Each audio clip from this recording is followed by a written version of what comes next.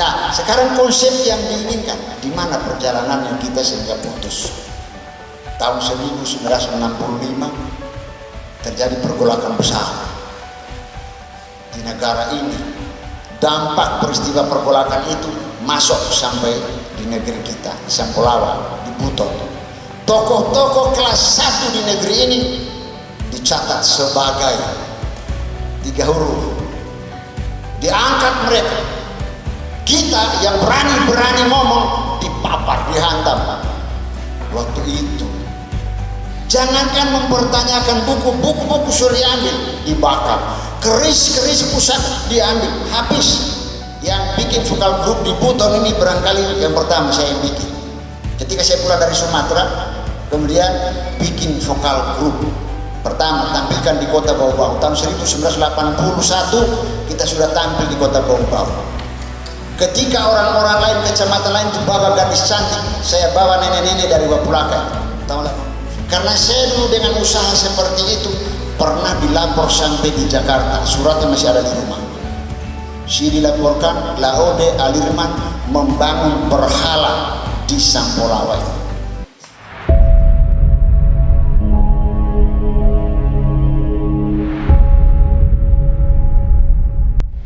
Sebenarnya sejarah negeri ini itu harus runut pada sejarah Buton keseluruhan wilayah.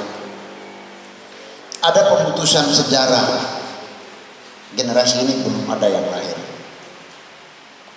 Ketika tokoh negeri ini, tapi ini luka ya, ini luka. Diharap luka ini tidak boleh ada punya dendam. Karena luka berat. Karena saya salah satu korban akibat dari luka itu. Ya. Sebenarnya negeri ini adalah negeri yang kuat dulu, hidup tatanan tradisi yang menunjukkan akhlak mulia, jiwa patriotisme yang ada dulu. Dulu kita punya etika. Kalau orang tua dulu di depan jalan, di depan rumahnya itu kita lewat harus dengan hormat, permisi, ya dulu. Dan mereka punya keilmuan itu luar biasa. Masih banyak hal yang boleh diceritakan ya. Tapi tidak usah kita cerita semua. Kenapa mereka punya keilmuan? Ada satu konsep yang dibangun yang menjadi konsep keseluruhan di Tanah Buton yang menjadi ikatan kebersamaan. Ini yang hilang. Ini yang rusak hari ini. Undang-Undang Martabat 7 Buton itu namanya Undang-Undang Martabat 7 itu apa bahasa di dalamnya? Saya pernah jelaskan juga di sini. Dan ini yang dilakukan seluruh wilayah negeri. Namanya Martabat 7 Buton itu berbunyi kalimatnya man arfa nafsahu fakat arfa rabbahu. Itu ajaran ini hilang. Artinya bahasanya kenali dirimu niscaya engkau kenal akan Tuhan. Ini ajaran dasar dalam Martabat 7 Buton yang menjadikan negeri Buton jaya sampai ratusan tahun tak ada problema. Semua problema bisa diselesaikan dengan konsep kenali dirimu niscaya engkau kenal akan Tuhanmu. Realitanya setiap orang Buton tahu diri, jaga diri dan tidak lupa diri. Itu ajaran tertanam di seluruh jiwa. Dari kecil kita sudah diajarkan. Tahu dirinya itu seperti apa? Ini sebenarnya yang hilang. Ini kita harus masuk ke sana ini supaya sebentar bagian apa konsepnya setelah ini diketahui. Nah, apa konsepnya sehingga ini diketahui? Ketika orang semua sudah tahu diri, saya orang tua, saya anak-anak, saya anak muda, saya rakyat biasa, saya pejabat, saya sultan, tahu diri, saya imam, semua dalam konsep tahu diri, saya hamba Allah, saya makhluk Allah, saya khalifatullah fil ard, tahu diri. Maka semua berbuat dalam konsep tahu dirinya. Ingat Tuhannya sebagai apa? Yang konsep tahu dirinya ini bertitik pada satu hal, kebahagiaan dan kesejahteraan bersama dalam satu negeri. Kalau orang Sampulawa, kebahagiaan dan kesejahteraan bersama dari bayi sampai nenek-nenek untuk warga Sampulawa. Itu yang ada. Diikatlah bahasa itu kemudian menjadi konsep dasar hukum demokrasi negeri ini yang disebut Poromo Indah Sang Boga Indah Kolota. Itu intinya. Ketika semua mengetahui Pemuda Sang Buganda Kolota, maka tidak ada permasalahan. Sebab dari mana ini Pemuda Sang Buganda Kolota? Orang tua kita menciptakan ini diambil dari kalimat Allah. Ketika janin dalam perut ibunya umurnya 120 hari, tidak pilih manusia mana, suku mana, agama apa dia, negara mana dia, bangsa mana dia. Yang jelas 120 hari dalam rahim ibunya, Allah sudah menurunkan firman, kutiukan roh kepadanya. Kita ini dari satu roh, beda-beda, tapi itulah yang mengikat Pemuda Sang Buganda Kolota. Dicontohkan menurut kita seperti air laut. Air laut itu sama dengan air ini kalau disimpan kan, tidak ada bedanya. Tapi kemudian kita tahu rasanya yang membedakan. Nukonami itu kokara yang manusia. Seperti itu. Nah, sekarang konsep yang diinginkan, di mana perjalanan yang kita sehingga putus. Tahun 1965 terjadi pergolakan besar di negara ini. Dampak peristiwa pergolakan itu masuk sampai di negeri kita, di Sampolawa, di Buton. Tokoh-tokoh kelas 1 di negeri ini dicatat sebagai 3 huruf. Diangkat mereka. Kita yang berani-berani ngomong dipapar, dihantam. Waktu itu jangankan mempertanyakan buku-buku sudah diambil, dibakar. Keris-keris pusaka diambil, habis. Di rumah saya itu punya dokumen orang tua. Ada ajaran-ajaran. Mama saya paling takut, wanita cantik seorang janda, masih muda, umur 30 tahun lebih, cantik, putih, hidung mancung, siapa yang tidak? Sangat takutnya beliau pergi di kebun tinggal, semua dokumen timbun dalam tanah. Akibatnya apa? Termasuk keris. Setelah kita cari ulang, barang-barang sudah jadi tanah. Dokumen tulisan-tulisan apa? Itulah putusnya itu. Itu sebabnya. Lalu kalau sudah seperti itu, apa yang harus kita lakukan? Sebenarnya yang mesti kita lakukan adalah komitmen. Bangun komitmen bahwa kita mau bangun kembali ini negeri dari jiwa-jiwa kalian generasi muda. Kalau saya sebenarnya bukan mempribadi, dengan beberapa ini bisa murid-murid saya yang dulu, mereka tahu sering bergolak pada waktu itu, sering melawan petugas, baku lawan dengan camat, dengan upaya untuk yang seperti ini sebenarnya menghidupkan kembali ajaran. Di semua negeri itu ada ajaran.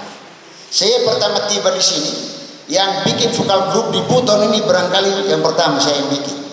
Ketika saya pulang dari Sumatera, kemudian bikin vokal grup pertama, tampilkan di Kota Bau-Bau. Tahun 1981 kita sudah tampil di Kota Bau-Bau. Ketika orang-orang lain, kecamatan lain itu bawa gadis cantik, saya bawa nenek-nenek dari Wapulaka tahun 81. Nenek-nenek Kamparama itu yang kita bawa. Sekarang tanya, ini ada Pak Arifin, anaknya kepala dinas saya waktu itu, berapa dana yang dikasih saya oleh negara? 1 sen pun tidak ada. Saya usahakan dengan upaya saya sendiri waktu itu. Kalau dibilang melawan takdir, ya melawan takdir memang saya lakukan, karena masih lagunya Romai Rama, darah muda.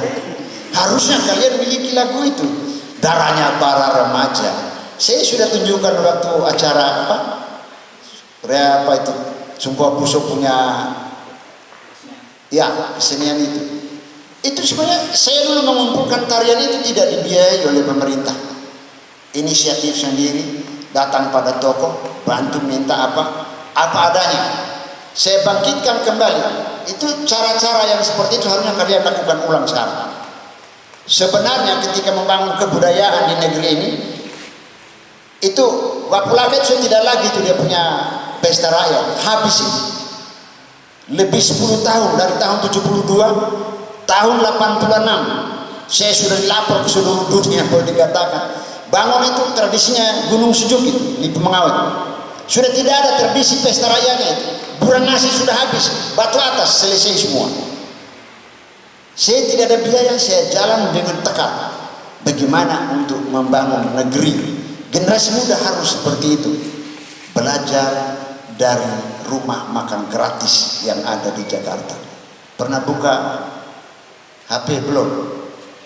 Ada orang tidak punya, uangnya sedikit, dia mulai buka rumah makan gratis, tukang becak, tukang gerobak makan sama dia.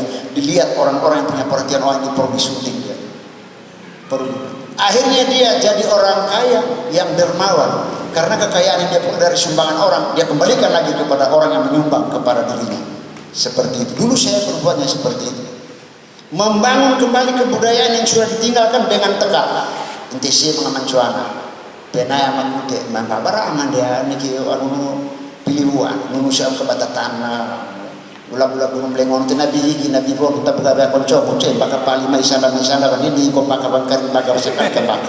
Semua itu didapat dengan cara seperti itu. Jadi bikin komitmen hari ini, bikin pandangan kita apa yang harus kita lakukan. Salah satu contoh bagaimana kita melakukan pendekatan kepada tokoh kita, kemudian kepada pemerintah.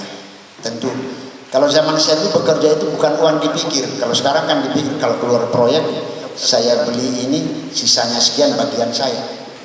Kalau zaman saya dulu tidak ada proyek, jadi ya kerja betul. Sebab kalau generasi muda ini mau bersatu, insya Allah bisa kita bangun.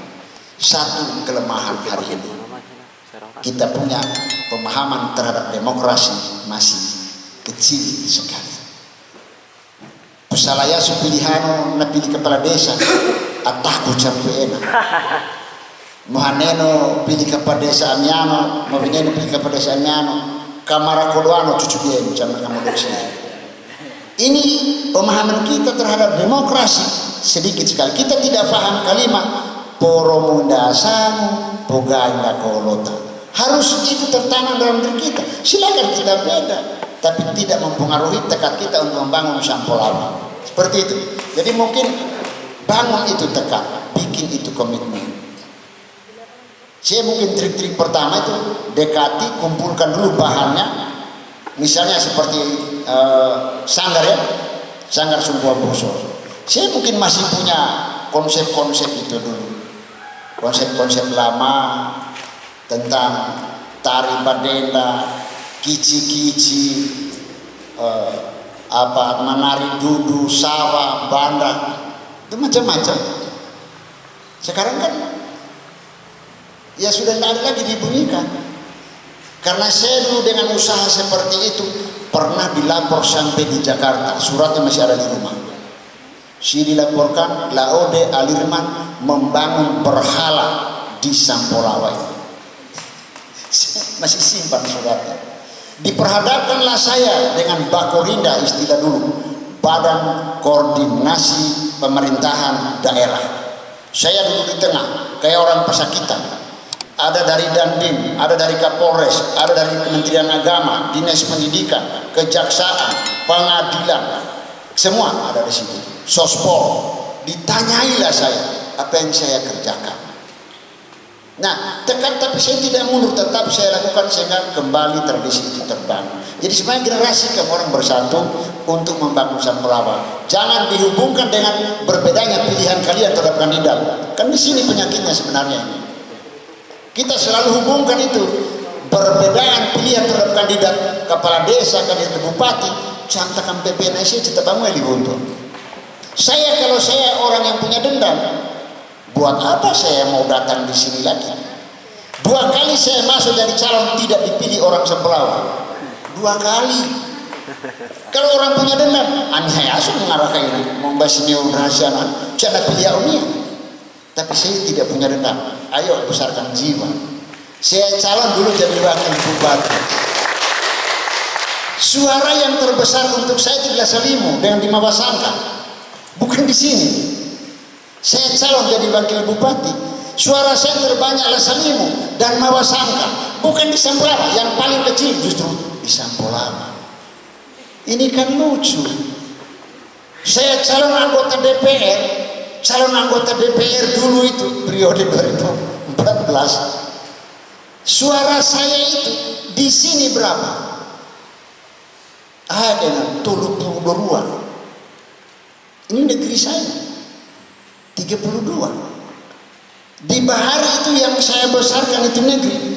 Sudah mau pemilihan, cakap itu cincin merah pelaka sih di air diambil tangannya orang itu. Generasi muda yang lakukan, yang kendalikan orang Mambulu, dikasih tahu sana. Kuliah, ya itu anak-anak saya, keluarga saya.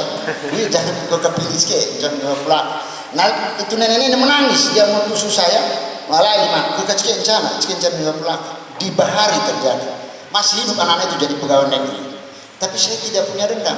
Ketika kesulitan tanya sejarah, saya yang sajikan, jadikan masyarakat hukum adat desa Bahari. Begitu. Sama dengan sebenarnya. Sebenarnya mari, ayo mari, jangan pernah memelihara dendam. Mampu dosi urunto. Tidak usah ada dendam. Hiduplah dengan santai. Itu sudah problema kehidupan. Jadi kamu orang mari coba bertekad, bersatu, punya niat. Sekarang kamu orang kumpulkan data, sudah kumpul data, data-data tarian apa dikumpul. Itu yang pertama. Setelah itu kemudian cari yang mandai sini, Rabino Gandano, dia mandai. Itu siapa pemukul gendangnya yang tahu. Bapaknya alam itu banyak gendang yang dia tahu karena mengaruh. Lantas kaderisasi belajar. Sudah ada barang-barang, sudah gendang kan di situ sudah dibagikan. Nah, itu teknik-teknik. Kemudian sejarah, banyak tokoh kita masih banyak. Sudah berapa kali kamu orang ke Pengarai Ombo? Pernah? Siapa deh? Beliau. Hah? I Ombo i Mokoloro pernah ke Pengarai? Pernah Pak. Pernah? Berapa kali? 4 kali. Hai kita. Loko. Saya sudah katakan pakai moto yang saya hidup sampai hari ini. Tulis apa yang kamu kerjakan, kerjakan apa yang kamu tulis. Itu motonya itu. Saya dari muda pakai itu. Tulis apa yang kamu kerjakan, kerjakan apa yang kamu tulis. Pengarah Gudwa Muse tahun 76. Pengarah Pandea, Mbule, Pecisum Karyan Ketela 77, Murim Ketela bulan Februari.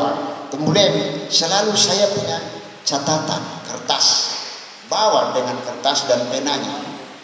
Mahitara pelemba-lemba, ratu cuma mau sih, tutup kamatan, sudah lim cula nota tahu tentang Waika Mose. Saya tulis ini lagu Waika Mose di situ, nyanyikan di puncak, jadi satu lagu sampai sekarang tidak habis. Cobalah belajar, tulis apa yang kamu kerjakan, kerjakan apa yang kamu tulis. Barangkali saya ingin arahkan itu dulu, catat dulu apa komitmen yang harus kita bangun, bikin perencanaan, bikin apalah. Ya orang mencona buka dengan anak yang bunuh ombo tak pengaruh ombo bilang gitu orang ayam kasih kata ini harus ada jiwa berjuang tekat.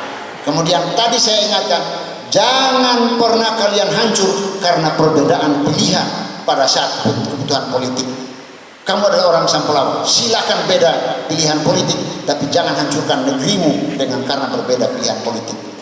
Bangun negerimu dengan apa yang kau miliki. Kalau kamu ahli apa, lakukan itu. Ini siapa? Dia ahli arkeologi. Sekarang telusuri arkeologi di sini. Banyak itu di Tira itu kan lucu itu. Ada Liahonicu. Siapa dari Tira? Tidak ada. Ini orang dari mana? Mambulu Webonto ke Tilombok. Hah? Awangi. Siapa dari Tira? Amaro. Dari Tira. Kuni Liahonicu. Nah, apa yang ada di Lehonicu?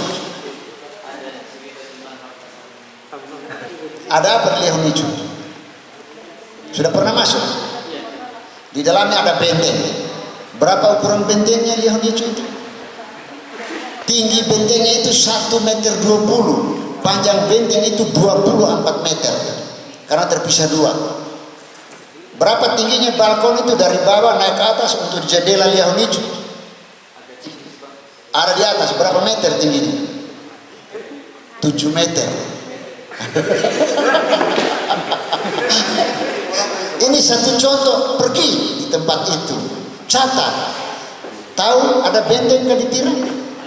Nah, berapa ukurannya? Benteng Tira itu 42 kali 46 meter. Pada bagian laut itu batunya sudah habis. Ada satu meriam besar di situ. Jadi kalau bicara itu ya kita bisa bagi-bagi. Itu karena apa? Tekad tadi saya datangi tulis apa yang kamu kerjakan, kerjakan apa yang kamu tulis. Kalau tidak kamu lakukan itu, bisa jadi Anda seorang pembohong. Sementara ajaran negeri kita, oh iya kah pakai laba, oh iya kalah lagi. Ini dia. Ini ajaran inti kita. Ya saya kira ini dulu yang bisa saya sampaikan. Komitmennya seperti tadi, kita bangun bersama. Terima kasih.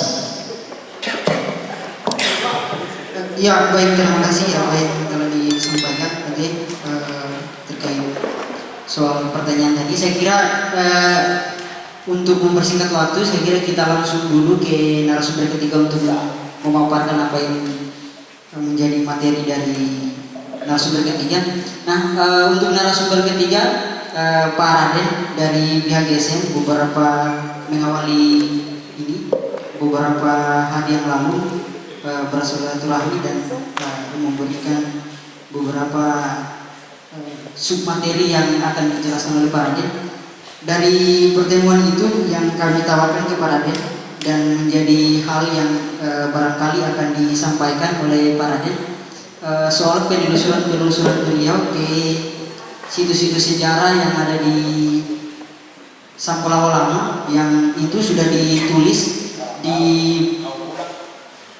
di blog pribadi yang saya kira teman-teman sudah membaca itu mungkin beberapa bulan yang lalu atau beberapa barangkali baru 7 tahun Pak. Kami dari GSM dan barangkali seluruh teman-teman meminta keterangan lebih lanjut dari penelusuran itu yang Pak Raden sendiri tentu mengatakan bahwa itu belum dalam kategori penelitian, tetapi penelusuran yang membutuhkan penelitian lebih lanjut untuk diungkapkan sejauh mana itu dapat dibuktikan secara metodologi sejarah. Barangkali itu Pak, saya beri kesempatan.